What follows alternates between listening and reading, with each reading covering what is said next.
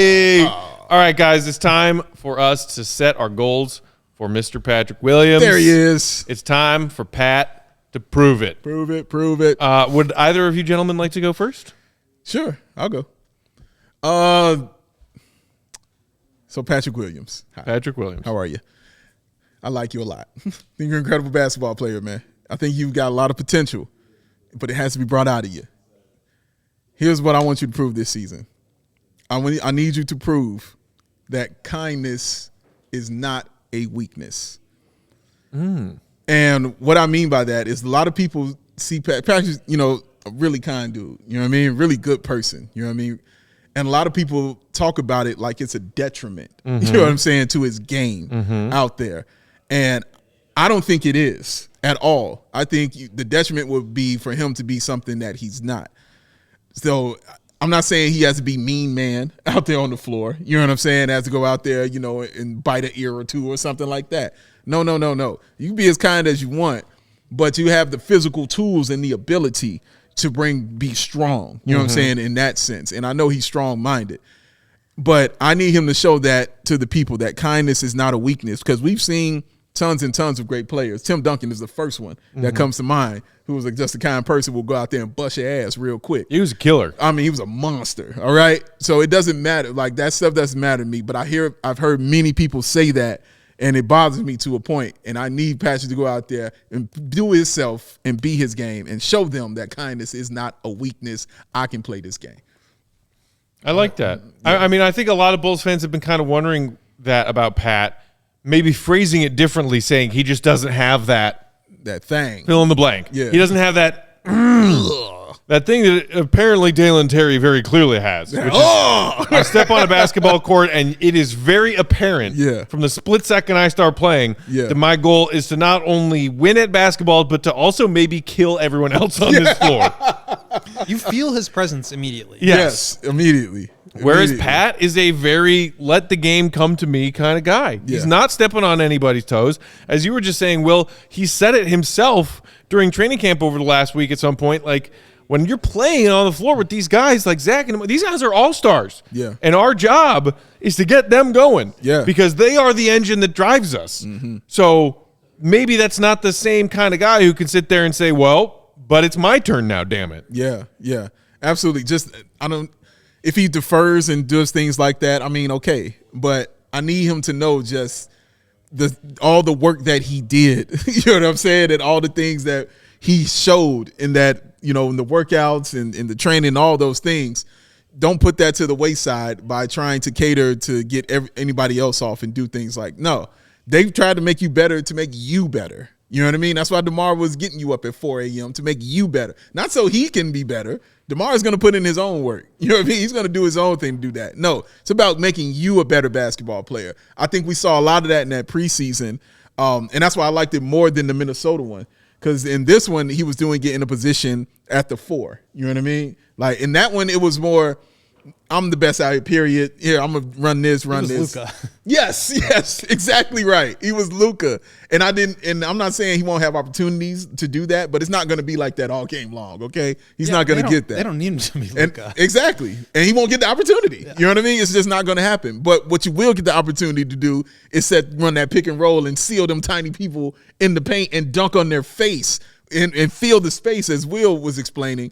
Get that ball, fill the space, get to the bucket, dunk it with the right or left. Go up and get those offensive rebounds, man. Make your presence felt out there to these people. And then just run back down the court all smooth and cool like you always do, man. So, yeah, I just want to go out there and play and show that, whether he's starting or coming off the bench. I truly don't give a damn. I do it wherever you comfortable at, bro. But I need you to show him that it's not a weakness, bro, to be kind. Because I'm kind all the time, and the damn show ain't weak. It's true. So, yeah. Vouch for that. Hell yeah. I love it. All right, Mr. Gottlieb, what do we got?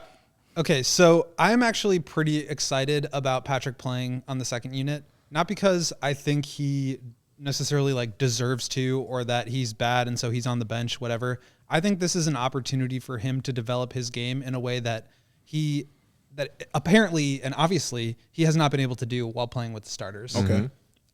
So I'm actually really excited about this because it gives him an opportunity to be involved the way that he was in this past game. And so for me, if I'm going to put this into a stat like I have been, There were 396 players who played at least 400 minutes this past season. In usage percentage, Patrick Williams was 324th. He was 324 of 396 in usage at 14.2%. So that means out of every 100 possessions, he finished 14% of those plays. Okay. I want him to get that up to 18 because that'll be in the top 200. I'm not asking for him to be Luka with a 36% usage rate. I'm not asking for him to be, Russell Westbrook in 2016 or Steph or whatever. I just want him to like put his mark on the game in a way that makes you feel him. And I think he can do that more with the second unit. And I think if you're seeing that, his usage will be up around 18. Like I said, 20 is average. So he doesn't even need to be average, but like, let's get him in the top half of the league. It's a little ridiculous that he's down where he is. And I think this is a real opportunity for him to stretch his game a little bit more, whether it's as the ball handler in some of those, games like the Minnesota one, or just like in plays like this, where he's just setting a screen and rolling hard to the basket. Yeah. Do that, and your usage will go up, and you'll be more confident, and you'll be getting easier buckets, and I think that will help him develop into the player that we all hope he can become.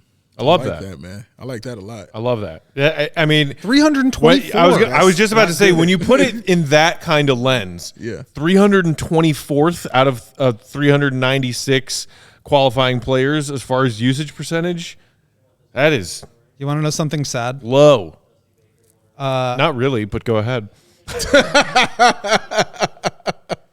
Io was one spot behind him.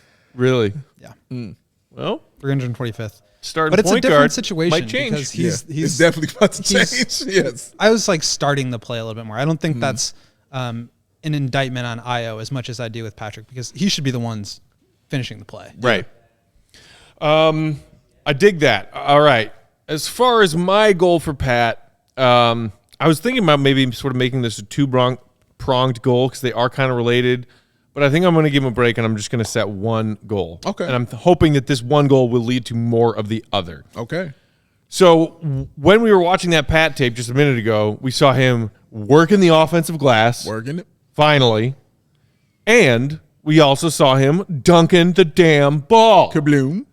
I want more of both of those things from Pat this year. Ooh. When you talk about someone his size who isn't the focal point of the offense, how do you get your buckets? How do you get your opportunities? And that we know Billy Donovan has stressed coming into this training camp, we need to be a better offensive rebounding team. We got to look at other easy ways to get buckets.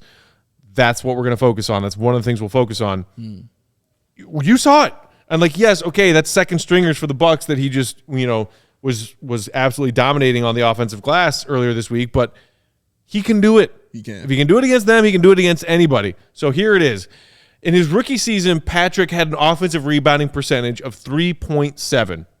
Last season, he did manage to bump that up to 4.6, but those numbers are low, they are weak, they are soft as hell.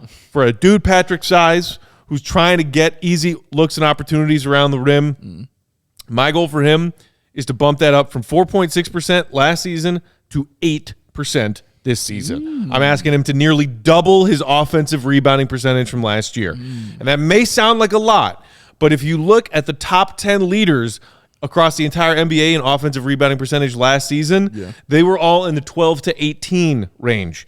Steven Adams was the best offensive rebounder in the league last season, averaging 17.9 or offensive rebounding percentage of 17.9. Ridiculous. The 8, 9, 10 people rounding out the top 10 were all just at or just slightly above 12%. So asking 8% of Pat still isn't even asking him to be one of the very best offensive rebounders in the NBA. Yeah. It's asking him to double the weak-ass amount of offensive rebounding he did in his first 2 seasons in the league. And I think that is fair and accomplishable. Well, to be fair, I think I've mentioned this before, but like offensive rebounding is something that you decide to do. It's a strategy that you go for, or you decide to get back in transition. It's like hard to do both of those things. It's a trade-off. So I think you mentioned it before. The Bulls are planning to do more offensive rebounding. They brought in one of the great offensive rebounders of all time to do more offensive rebounding. Right. Patrick Williams is a part of that, and I totally agree he can get to that number. Yes. Yeah. I like how you put it because it kind of goes into, like you said, just being stronger. You know what I'm saying? And more physical in the punt. Because assert yourself. Exactly. Because like you said, it's all a mental thing. You know what I mean? Honestly, it's a decision, you know what I mean, to be an offensive rebounder, because defensive rebounds just fall to you kind of thing. You know what I mean? I ain't saying it's easy, you know what I mean? But offensive rebound is work. You know what I mean? You got to go in, you got to fight to get in there and get it. And in all those clips we saw, when we saw him getting those offensive rebounds and taking it back, that's what he was coming with. You know what I mean? He was coming with that fire and that strength and those kind of things. So yes, want to see more of that, I don't think it's a crazy thing to do. And it would just add to his game, honestly, and get him easier buckets. The other thing that was, kind of along those same lines, dunking wise. All right. I'm guessing you guys haven't looked this up recently. In spanning his rookie year and his second season, Patrick has played in 88 regular season games. Okay. How many dunks do you think he has in those 88 games? 88 games. Should we bring Cody in on this for over-under on this? Should we bring Cody in? Where's Cody? Cody leave? I don't know where he is. Okay. All right. So, in 88 games, Patrick Williams has 54 dunks. Will? I think it's less than that. I already saw the answer. Oh, okay. Well, let me guess. 17. Okay, that is disrespectful. Dave, you were really close. 58. Oh, he has 58 dunks in 88 right games. Right there, baby. Yes. He averaged 0.72 dunks per game his rookie year. Last year, in his 17 games, that fell to 0.41 dunks per game. Unacceptable. So the other goal that I was going to maybe make for Pat this year, but I'm just going to stick with the offensive rebounds. But what I would love to see, average a dunk a game. If you can dunk 5 times like you did the other night. Either hand. How much more fun are the Bulls when they're dunking? So much more First fun. half of the season, So they're much flying more up and fun. down. Javante's dunking. Zach's doing 360s. Yeah, man. Patrick's getting That one let's fan dunk. who was sitting courtside for that one Caruso dunk, who's just looked back up at the crowd. That Bulls was fans best. love dunking. They love dunking dunking. is fun.